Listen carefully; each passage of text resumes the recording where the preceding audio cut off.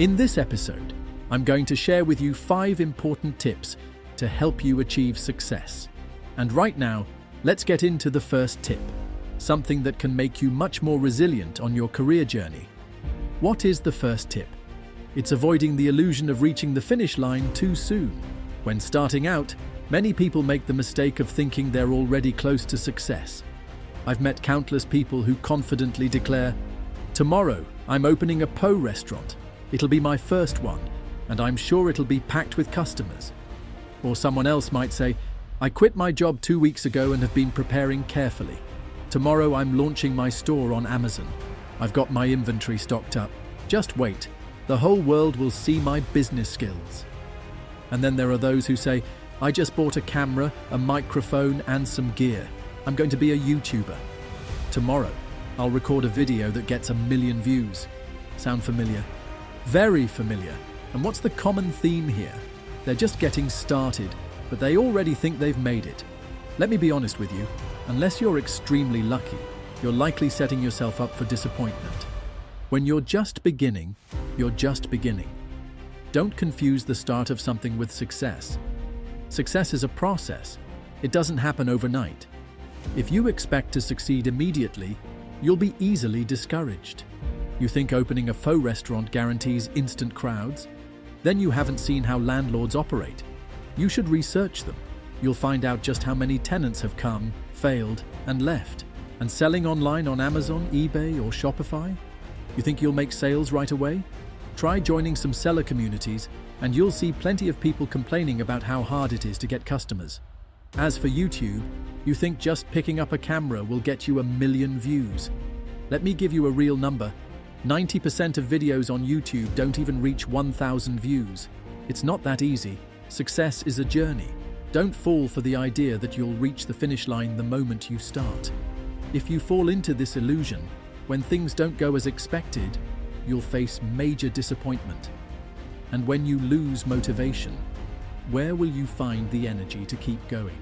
That's why this first tip is so important from a psychological perspective. You need to have the right mindset from the start. If not, you'll become disillusioned, and when your dream shatters, so will your determination. Don't believe that just starting something means you've already succeeded. That's a huge mistake. This is the second tip in today's lesson, and I guarantee you it's incredibly interesting. I call this tip playing the villain. It might sound negative, but in reality, if used wisely, this approach can bring significant benefits, especially in business. Don't get me wrong, villain here doesn't mean harming anyone. It's about helping yourself. The idea is simple. Imagine you are your own worst enemy, the biggest rival of your own company. If you wanted to take down your business, how would you do it? If you aimed to harm your store or service, what strategies would you use? List every possible way a competitor could try to undermine you. And let me tell you, I apply this method to my own business as well. When you go through this exercise, you'll uncover many hidden risks you hadn't considered before. That's what makes this such an effective preventive strategy. The reality is, out there, competition is fierce, and some people won't hesitate to play dirty. By thinking like your own opponent, you can proactively identify threats before they become real problems. The process is simple. Take a sheet of paper and divide it into 2 columns. On the left, write ways to attack my business. List every possible risk and every tactic a competitor could use to hurt you. On the right, write solutions. For each risk, think of ways to counteract or defend against it in advance. Trust me, once you complete this exercise, you'll feel significantly more confident. And this isn't just blind optimism. It's confidence based on real preparation. If one day someone actually tries to sabotage you using these tactics, you won't be caught off guard.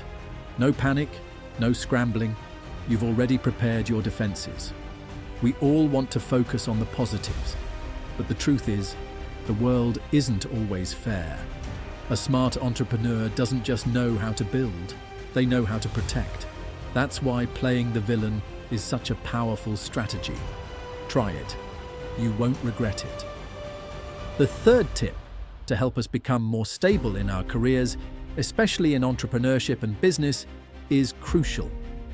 I'll start with an example, and as you go through it, you'll understand why this tip is not just important, but essential, perhaps even a matter of survival when you decide to start a business. Imagine you open a small coffee shop. Every day you manage to sell 50 cups of coffee. Since it's a small shop, you can only charge about $2 per cup. Any higher, and customers won't buy. So how much do you make per day? 50 cups times $2 equals $100. With 30 days in a month, your total revenue is $3,000. Sounds pretty decent, right? It might seem like running a coffee shop is better than working an office job. But is that really the case? Absolutely not, because we've only looked at revenue. We haven't considered expenses yet. Now, let's break down your costs. Rent is $800. Employee wages for baristas, cashiers, and a parking attendant total $1,000. Then, utilities, ingredients, and other miscellaneous expenses add up to around $500. That means your total monthly costs are $2,300. So your actual profit isn't $3,000, it's $3,000 minus $2,300 equals $700. After working tirelessly for a whole month, you're left with just $700. Is that really worth starting a business for? What's the biggest mistake here? Many people focus only on revenue, assuming that making more money automatically means success. But in reality, countless businesses bring in a ton of revenue and still go bankrupt. Why? Because they fail to manage expenses. They make a lot, but end up spending it all. This coffee shop example is a classic case. You might generate $3,000 a month, but if you're spending $2,300, then it doesn't really mean much. Success isn't just about how much money you make. It's about how well you manage your expenses. Many entrepreneurs splurge on unnecessary things, spending money before they've even earned enough. Others pour excessive amounts into advertising without proper control, working endlessly only to break even, or worse, operate at a loss. If your costs are too high, you simply can't succeed. Always remember, profit equals revenue minus expenses. It's that simple. But if you only focus on revenue and ignore expenses, no matter how much you make, you'll never see the money. I've seen people generate over $10,000 a month in sales, yet they spend it all on advertising, leaving them with nothing in the end. Poor expense management makes all the effort meaningless. So going back to the coffee shop example, how do you fix this? This is just one suggestion. Different situations will require different solutions. Looking at the expenses, one obvious area to cut is the $1,000 spent on employees. The owner could make the coffee and manage the shop alone. If you're only selling 50 cups a day, do you really need extra staff? If you're worried about parking security, just buy a chain and lock the bikes. By eliminating employee costs, total expenses drop to $1,300, increasing the actual profit to $3,000 minus $1,300 equals $1,700, a far better number. Profit isn't just about how much you earn, it's more about how much you keep. In real estate, there's a saying, the profit is made when you buy, not when you sell. This means if you purchase a property at a lower than market price, you're already profiting at the time of purchase. Selling later is just about cashing in on the difference. This mindset applies perfectly to business. Learn to control both revenue and expenses. If you only focus on revenue, you're setting yourself up for failure. This is the fourth tip to help you start a business safely and avoid unnecessary failures. It's called smart spending and is actually a continuation of the third tip. In the previous tip, I made it clear. To survive in business, you can't just focus on revenue. You must also keep an eye on expenses. You need to make money, but you also have to control your spending, because if your costs are too high, how much profit will you have left? The real question is, how do you spend money wisely? How do you ensure that every dollar you spend is truly effective? From my experience, there are three key principles to keep in mind when spending money during the startup phase. First, Only spend on things that are absolutely necessary. If you're opening a retail store, you need a space to display your products. That's an essential expense. But if you spend too much on decorations, fancy furniture, and unnecessary aesthetics right from the start, that's wasteful. At least in the early stages, don't pour money into things that aren't crucial. I know some people will disagree, arguing that a strong initial investment is needed to make everything polished and professional. If you have a big budget, go ahead. But if funds are limited, spending this way will only lead to failure faster. Personally, if I can avoid spending on unnecessary things, I won't spend. Second, make sure you fully understand what you're spending on. For example, if you're running an online business, you might think you need to invest in ads to generate sales. This is an important expense because without advertising, it's hard to reach customers. But the question is, do you really understand advertising? If not, then don't waste money on it yet. Before investing in ads, take the time to learn, read books, research online, or take a course. Once you truly understand the game, then spend the money.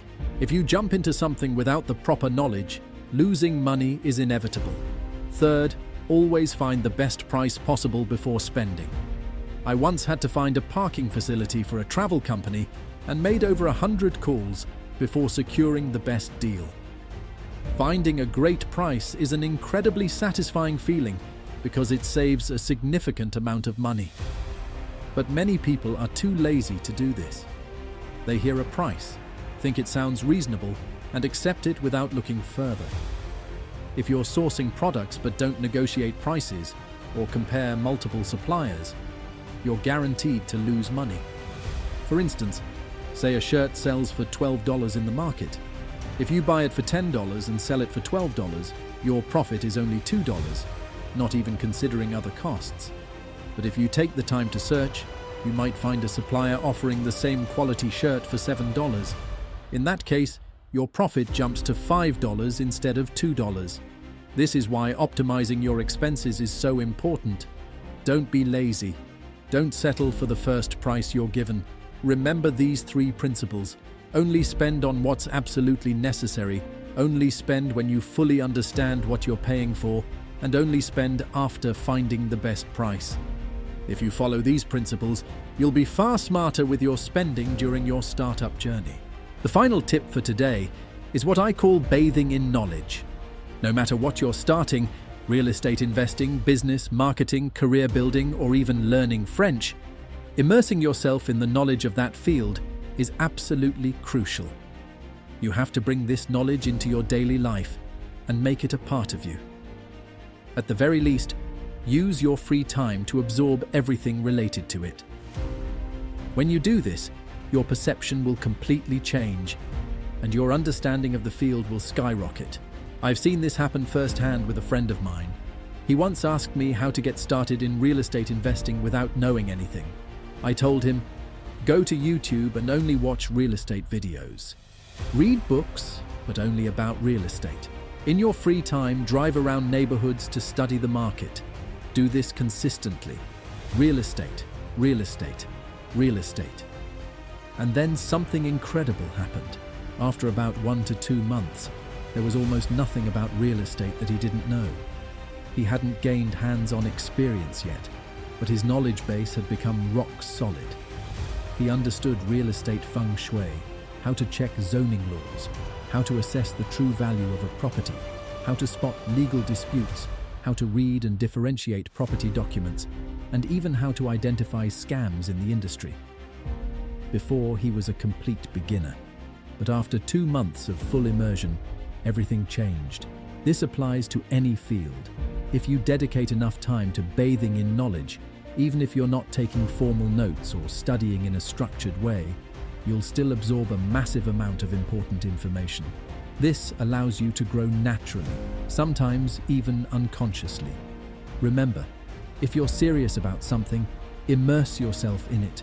Doing so will help you avoid countless mistakes, especially being scammed. Many people don't fail because they are incapable, but because they lack knowledge. The majority of people who get scammed in business simply don't understand the game they're playing. But when you know how everything works, you are no longer an easy target. And when you stop being deceived, you're already halfway to success. Entering any field with an empty mind is the fastest way to fail. No hands-on experience yet? That's okay. But at the very least, equip yourself with knowledge, because that will give you a much stronger foundation. If you blindly jump into the market without any understanding, you'll get taken advantage of right from the start. Bathing in knowledge not only accelerates your success, but also helps you avoid unnecessary failures. And sometimes, just avoiding major pitfalls is enough to keep your career on a solid path. So, I've just shared with you 5 crucial tips to help strengthen your career and significantly increase your chances of success compared to those who naively dive into life without preparation. Apply them well,